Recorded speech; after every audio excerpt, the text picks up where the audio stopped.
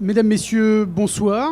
Bienvenue sur ce plateau TV Énergie renouvelable et territoire, sur le salon Bipositif de Lyon 2019. Cette émission va être consacrée au solaire solidaire. Alors, on parle souvent du solaire comme d'un investissement financier, mais le solaire peut aussi rimer avec solidaire. Sur ce plateau avec moi, André Joffre, vous êtes... Bonsoir. Bonsoir, vous êtes président de pôle de compétitivité d'Herby, mais aussi, bien sûr, PDG de la société Texol. Et vous travaillez maintenant sur la prospective à la société Texol. Vous lancez aujourd'hui, un peu en avant-première, un concept qui s'appelle Tech Solidaire.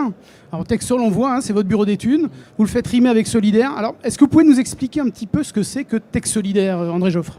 Oui, écoutez, c'est un concept qui va permettre de résoudre une équation que nous n'avons pas su résoudre jusqu'à aujourd'hui, à savoir le financement des énergies renouvelables pour ceux qui en ont le plus besoin, certainement, c'est-à-dire ceux qui sont en précarité énergétique. Et donc aujourd'hui, il y a une opportunité, c'est tout ce qui concerne en fait la production d'électricité, notamment en autoconsommation. On est en présence d'une évolution technologique très, très forte. On est en présence aussi de prix, d'une compétitivité qui s'est accrue très fortement ces dernières années. Et cela donc ouvre la porte à un certain nombre de possibilités qui n'étaient pas possibles jusqu'à aujourd'hui et que je vais vous décrire si vous le permettez. Mais qu'est-ce qui manque en fait alors ? Qu'est-ce qui manque pour y arriver ? Vous me dites que les prix ont beaucoup baissé. Y a un manque aujourd'hui pour réaliser ces projets dans le social ? Oui, clairement, ce qui manque aujourd'hui, ce qui est le plus important, c'est effectivement le fait que très souvent les organismes de gestion de logements sociaux sont confrontés à des difficultés financières pour pouvoir apporter, malgré les aides financières que l'on peut mobiliser de toutes parts, apporter ce qui manque, enfin les fonds propres nécessaires pour pouvoir financer les projets. Et donc le fait d'avoir cette impossibilité de monter les projets se traduit très naturellement par le fait que c'est un secteur qui n'est pas du tout abordé aujourd'hui par notamment l'autoconsommation. Si j'ai quelques diapositives que je peux vous montrer. Allons-y.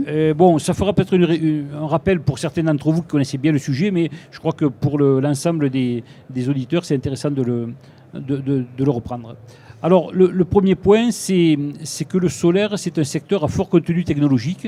En fait, ce n'est pas un secteur comme on peut avoir tendance à le considérer du bâtiment, très banalisé, etc. C'est vraiment de la haute technologie. La fabrication, par exemple, des cellules photovoltaïques et des modules photovoltaïques se fait selon un processus industriel qui est le même que celui qu'on utilise à peu de choses près pour des puces électroniques, pour du silicium, tout simplement. Au niveau de la technologie employée pour la production d'électricité, là aussi, ça fait appel à des technologies avancées. On a des réseaux électriques qui sont en courant continu, des onduleurs qui sont de véritables boîtes électroniques de grande qualité, qui transforment le courant continu en courant alternatif de grande qualité. Et puis, on le voit, donc on peut soit autoconsommer cette électricité, soit l'éjecter sur le réseau. C'est le principe, en fait, qui s'est produit. Nous avons le secteur a été marqué par une amélioration très forte de la compétitivité. Là, on a reproduit sur cette courbe, vous voyez la baisse des prix des modules photovoltaïques. En gros, ils ont été divisés par le prix des modules photovoltaïques a été divisé par 10 en une dizaine d'années.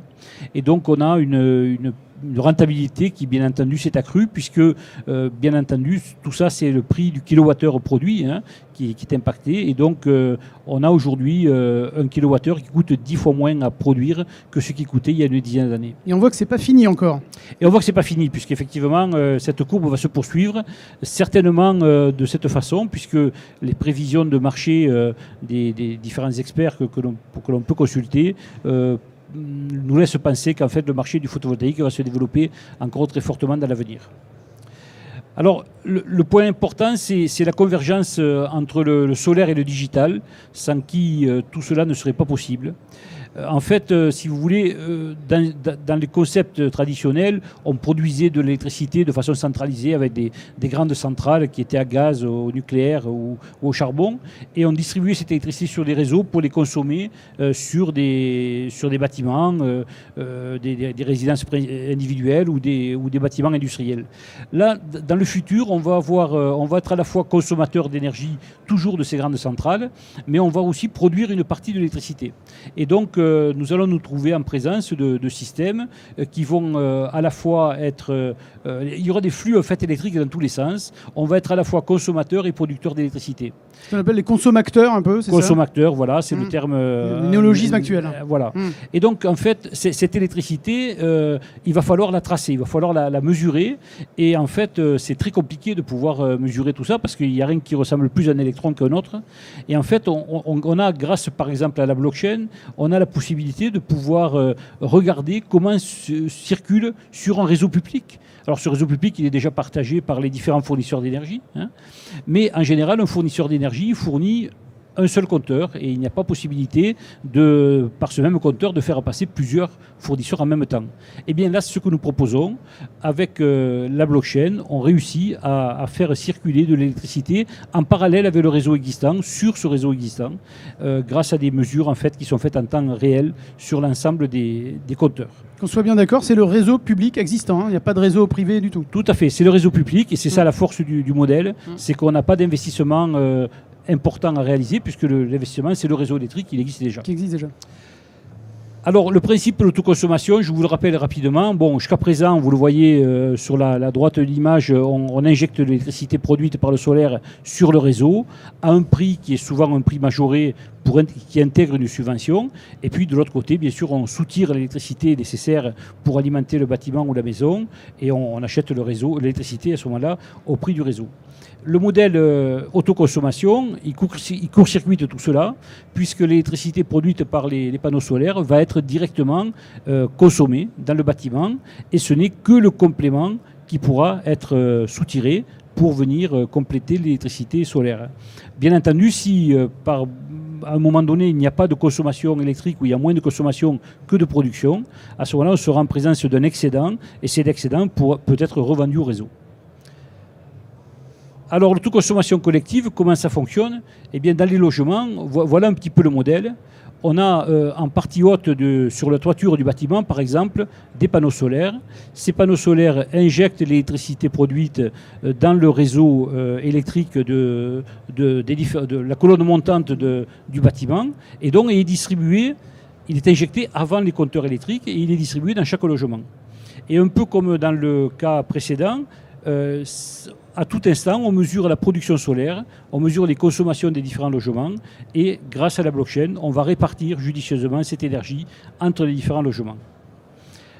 On peut viser dans ce genre de configuration à peu près un quart de la production d'électricité qui soit fournie par le solaire, le complément dont les 3 quarts étant fournis par le réseau.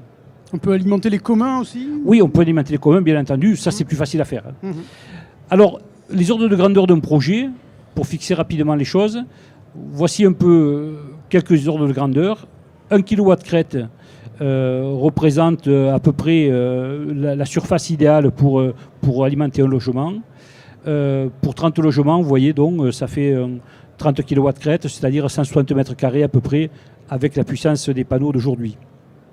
La production annuelle donc, dans le Midi, c'est 1300 kWh par logement, et dans le Nord, on va tabler autour de 1000 kWh. Donc, comme je vous le disais, l'objectif est de réduire d'un quart la consommation de l'électricité. Alors, quelle est l'initiative solaire ? Eh bien, c'est très simple. L'idée, c'est de mobiliser des fonds privés pour financer la quote-part, en fait, qui n'est pas subventionnée par les aides publiques.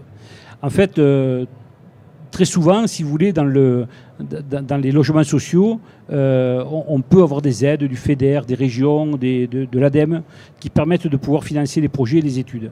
Mais il manque toujours 20 à 25% pour pouvoir boucler l'opération. L'idée, c'est que ces 20 ou 25%, on va les amener avec des fonds privés que l'on va mobiliser de façon assez originale. Alors, comment on va faire ? On va créer une unité de valeur, une monnaie, qui va s'appeler le sol. Ça tombe bien, c'est le soleil et c'est aussi une ancienne monnaie française. Et puis on va délivrer à tous les possesseurs d'installations solaires, celles qui existent aujourd'hui, celles que vous voyez dans tout le territoire. Tous ceux qui seront candidats et qui seront intéressés pour participer au programme pourront nous demander la délivrance d'un sol pour chaque mégawattheure produit. Que cette électricité soit injectée sur le réseau ou qu'elle soit autoconsommée, toutes les installations solaires sont concernées par ce programme. Quelqu'un qui a un 3 kg chez lui, voilà, et bien 3 kg, il produira à peu près 3 mégawattheures par an, il aura droit à 3 sols. 3 sols. Voilà. Alors, ces sols, en fait, une fois qu'il les aura accumulés, il pourra les mettre à disposition de l'association Tech Solidaire que l'on va créer, que nous sommes en train de créer. Et cette association, en fait, une fois par an, va mettre aux enchères ces sols auprès d'un certain nombre d'entreprises, notamment des entreprises qui sont très sensibilisées par ce que l'on appelle la RSE, et donc responsabilité sociale et environnementale des entreprises. Tout à fait. Et donc toutes les entreprises qui ne sont pas des entreprises de l'énergie, mais des entreprises de l'économie classique, je dirais, vont pouvoir mettre à disposition, en achetant des sols, un peu comme on achète des barriques de vin aux Hospices de Beaune. Aux Hospices de Beaune, c'est un peu le même principe. On achètera des sols et toutes les sommes qui seront collectées permettront d'aller financer la part fixe des projets solaires. Et tout cela, bien sûr, pour que la réduction de consommation d'électricité achetée se traduise par une baisse pour les locataires. Alors concrètement, comment ça marche? Voilà, on a des installations solaires, vous l'avez en haut. Ces installations génèrent des sols. Ces sols sont ensuite agrégés, regroupés. Alors on verra si on le fait nationalement au début, puis peut-être après régionalement, pour avoir un meilleur impact régional. Puis ensuite, on va les vendre aux enchères. Et enfin, on va investir la totalité des sommes qui auront été collectées dans des projets solaires qui deviendront à leur tour générateurs de sol. Et donc, la boucle continuera, le cercle vertueux continuera de tourner. Et est-ce que quelqu'un qui a abondé des sols peut choisir, cibler un peu sa région? Alors l'idée c'est ça, effectivement, c'est que celui qui va acheter aux enchères, il ne va pas s'engager à la légère, il va s'engager sur un projet réel. Et donc, il va pouvoir choisir, effectivement, d'investir. On va dire, voilà, il y a tel projet qui vaut 50 sols. Eh bien, on va mettre de l'argent dessus jusqu'à ce qu'il y ait suffisamment d'argent pour faire le projet. Alors, voilà le principe. Ce sont des ordres de grandeur, mais il n'y a rien de plus juste que des ordres de grandeur, finalement. Pour un logement, l'investissement solaire est de l'ordre d'environ 1 500 € par logement pour une installation complète. Les subventions publiques, c'est à peu près 2/3 de cela, donc aux alentours de 1 000 € par logement. Et la subvention que pourrait apporter Tech Solidaire serait de 500 €.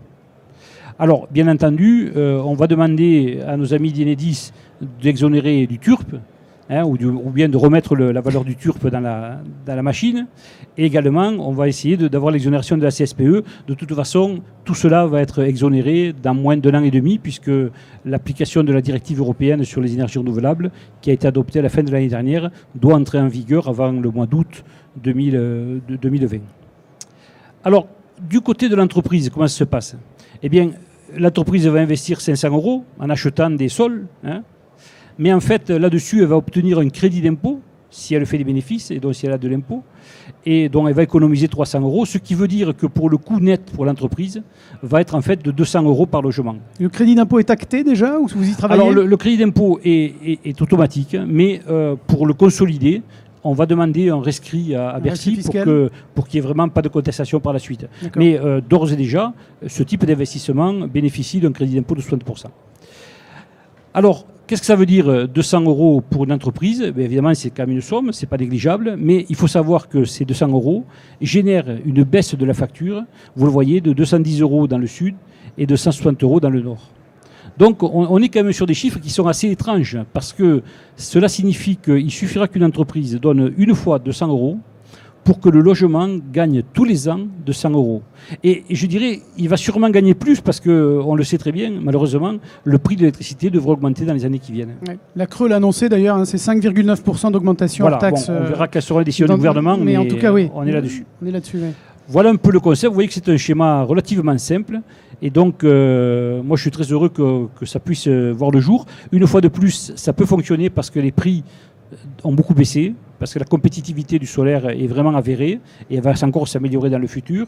Et puis d'autre part, parce que les technologies, notamment les technologies d'information, tout ce qui est réseau, Internet, etc., blockchain, nous permettent de pouvoir gérer cette comptabilité qui est un peu délicate, mais qui est tout à fait faisable avec ce genre de choses. Vous offrez en fait un nouveau chèque énergie, un peu, c'est ça? C'est l'équivalent d'un chèque énergie, effectivement, supplémentaire, qui vient s'ajouter à celui que donne l'État. Et vous voyez que l'effet de levier, comme on dit souvent dans le milieu bancaire, est très important, puisque avec 200 € d'investissement de la part d'une entreprise qui va investir, on génère 1 500 € de travaux. Donc là aussi, c'est très positif pour les entreprises de la région. Oui, on est sur un plateau télé, on va être repris partout sur les sites internet. Vous lancez un appel, j'imagine. On lance un appel d'abord à toutes les entreprises qui possèdent, ou tous des particuliers qui possèdent des installations solaires et qui veulent donc mettre gracieusement à notre disposition leur capacité de production pour générer des sols. Et puis bien sûr à toutes les entreprises du secteur marchand, qui font des bénéfices et qui seraient ravis de pouvoir contribuer à ce que nos concitoyens les plus démunis vivent un petit peu mieux la hausse du prix de l'énergie. Et les premiers sols seront peut-être les vôtres, parce que vous êtes aussi producteur, hein, André Joffre? Oui, bien sûr. L'énergie solaire. Naturellement. Très bien. Voilà. Parfait. Écoutez, merci beaucoup pour cette présentation de Tech Solidaire. Comme vous le voyez, hein, le solaire peut être solidaire et Tech Solidaire nous le prouve. Merci beaucoup à tous et on vous souhaite une bonne soirée sur le salon Bipositive. Merci beaucoup. Merci André Joffre. Merci à vous.